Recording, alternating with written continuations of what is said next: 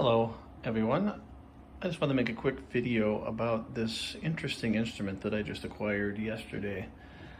A little background on how I obtained it. I bid on an auction site, not eBay or anything like that. It was a local auction, but it was sight unseen as far as the actual product, and they had some pictures of it and a very brief description. But I picked this up for I think it was like $10 or $15, somewhere in there, with the buyer's premium and everything.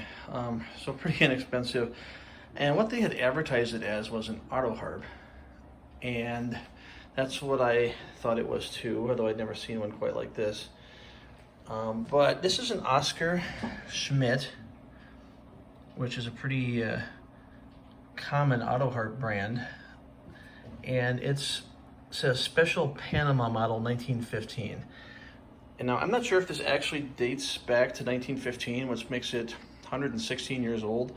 I have reason to believe it does. The reason for that is if you look at the Wikipedia article on Oscar Schmidt Incorporated, you'll find that the company itself goes way back to the 1800s. So it's not like 1915 is like the year they were established or anything like that. But more importantly, the article says that they liked to use current events to help sell their products. And 1915 happened to be the year after the Panama Canal was opening. The Panama Canal opened in 1914, I believe. And so as you can see here, this is a special Panama edition, and it shows what I believe to be the Panama Canal and some American flags there. So that would have been a pretty big achievement back then, and they're celebrating it. So I'm pretty sure this is a 1915 instrument.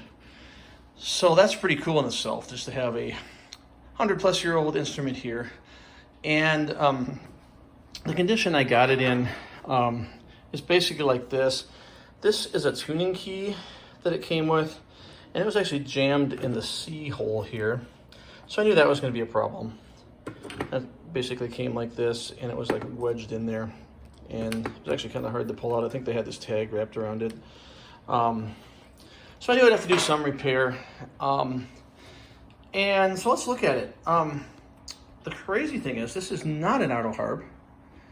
It's not like anything I've ever seen before. Not that I'm an expert or anything like that. Excuse me, and pardon my dog barking in the background. These are buttons, and on an Autoharp, if you push a button like this, I actually built an Autoharp a number of years ago, five or 6 years ago, I think. And the way they work is you push the button down, and felts dampen select strings. And the Autoharp is generally arranged so that the bass strings are at the bottom, and then as you go up, the treble strings are to the top, like a piano. And when you push a button down, it mutes all but the strings for the chord that you're trying to play. And then when you strum it, you'll just get the notes of the chord. This device is quite a bit different. And first of all, what you'll notice is there's a bass section here. I'm gonna call it a bass section, but it's really not. There's a chord section rather down here. And if you look here, we have an A chord, a D chord, an F chord, and a G chord, and a C chord. And this is where I should probably pause and talk a little bit more about the condition of this. I've tried several times to tune it, and it's not staying in tune. And I believe there's a couple reasons for that. One is just the age of these strings. I don't know if these are the original strings or not, but they look quite old and they're a little bit rusty. So if you're going to get this back into playable condition, it'd probably be a good idea to replace all these strings. But more importantly, in the back here, as I tensioned these strings, because they were like pretty much just not tensioned at all, as you look back here, we're seeing a little separation in the wood that shouldn't be here. So what's happening is the tension of the strings is actually pulling the top of this back, and you can see that on the side as well. So that's not going to do the tuning any good. As the wood loses strength, it's actually detensioning those strings. And if I tighten them up, I'm just pulling that wood back further. So I've kind of stopped even trying for now. If I do decide to try to get this in more playable condition, what I could do is detension everything again. And and get some glue, some good woodworking glue in these cracks, or at these seams rather, and then just clamp it down. And woodworking glue is super strong if I can get that dust cleaned out of there and stuff, and I'm pretty sure that will fix it. Because this was built to take the tension. It's just very old, and the glues back in 1915 just weren't what we have today with tight bond too and such. But the detailing on here is just beautiful. It's in pretty good condition for something that's 400 years old. With these labels and the maker's marks inside here. But okay, so that was my preface to say don't expect beautiful music out of this thing right now. So we have a C chord here.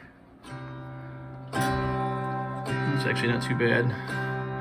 And a G chord, which is pretty out of tune. An F chord. And I'll just stop even trying there because I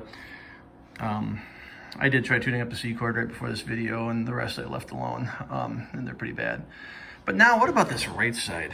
We have these buttons here, and they don't dampen anything.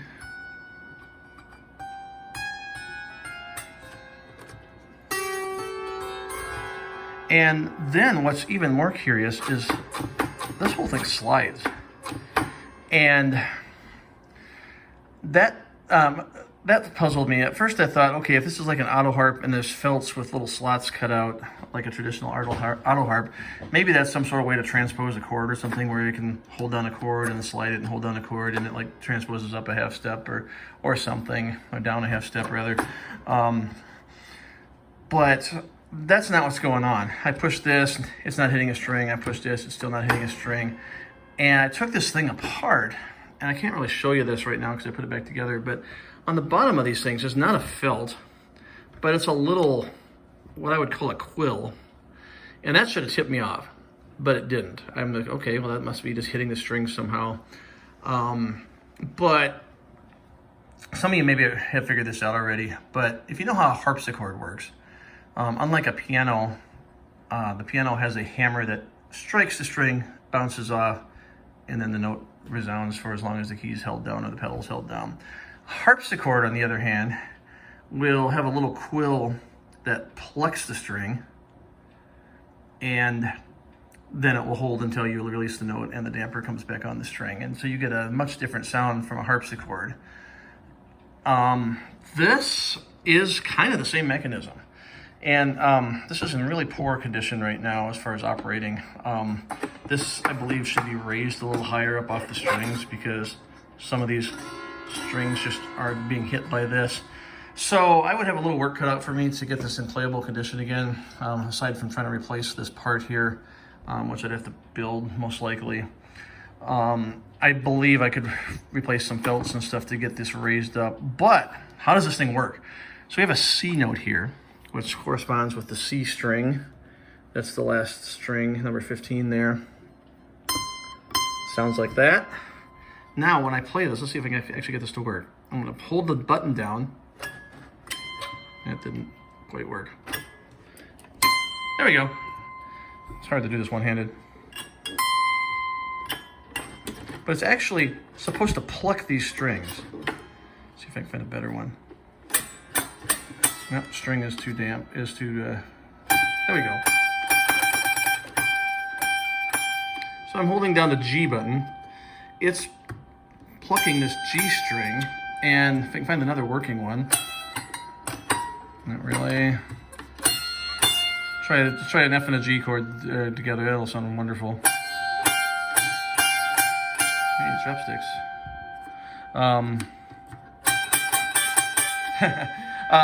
So evidently, and I cannot find anything on this instrument, it's obviously some form of zither, which I believe is what an Autoharp really is. An Autoharp is not a harp, it's a zither. Correct me if I'm wrong. But, so this is some form of zither that has a plucking sort of auto mechanism, which maybe makes it more like a mandolin, although that's a completely different instrument altogether. Obviously some sort of a hybrid instrument. If I Google this, I can find just a couple hits on on it, basically people saying, this is an old instrument that we're trying to sell you. And some of them are being sold for, or at least attempted to be sold for, hundreds of dollars. Like I said, I paid less than 15 bucks for this thing, so I don't have much in it.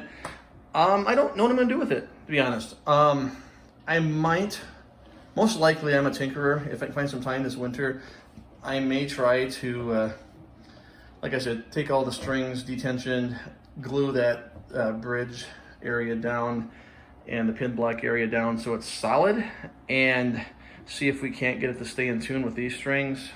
If I feel like throwing some more money at it, I may restring it. But before I do that, I might see about this mechanism and rebuilding the worn parts inside, and maybe even try to replace that button. What I'll probably do is move one of the other buttons. There goes my clock, sorry about that. I'll probably replace one of the other, I'll move one of the other buttons over to C, because C is a pretty important note. And then maybe try to rebuild one of the others with some sort of a plastic quill or something. These are basically just a cylinder with a protruding quill. I'm not sure what the quill's made of, if it was an early plastic or something else. But if I don't do that, I could just use it as a piece of decor. If you've seen some of my other videos, we have a 100-year-old gramophone, wind-up record player that sits here in the living room, and that's actually functional. It's kind of fun to play with, especially around Christmas time or whatever, play some old records. But I like instruments, I like old things. So I might just keep it around for that. Worst case, I try to sell it, and then pretty sure it won't be too hard to get my 15 bucks back. Maybe it would be, maybe nobody wants this thing, I don't know, but I'm not out too much either way. I think I will tinker with it a little bit, we'll see. It's not high on my priority list, but I just wanted to show this off. It's really interesting, and just wanted to put this out on YouTube just to see if anyone knows anything about it, and see if somebody says, hey, yeah, my great-grandma had one of these, and we remember them playing it, and give me a little more information on what the technique was for, you know, are you supposed to hold multiple buttons down and slide this thing? Are you supposed to go back and forth like a mandolin, I guess? And then playing these chords requires a little bit of technique, because there's not a whole lot of space between the chords here. They're delineated by the wound string, which is obviously bigger and a different color. But I'm not a guitar player.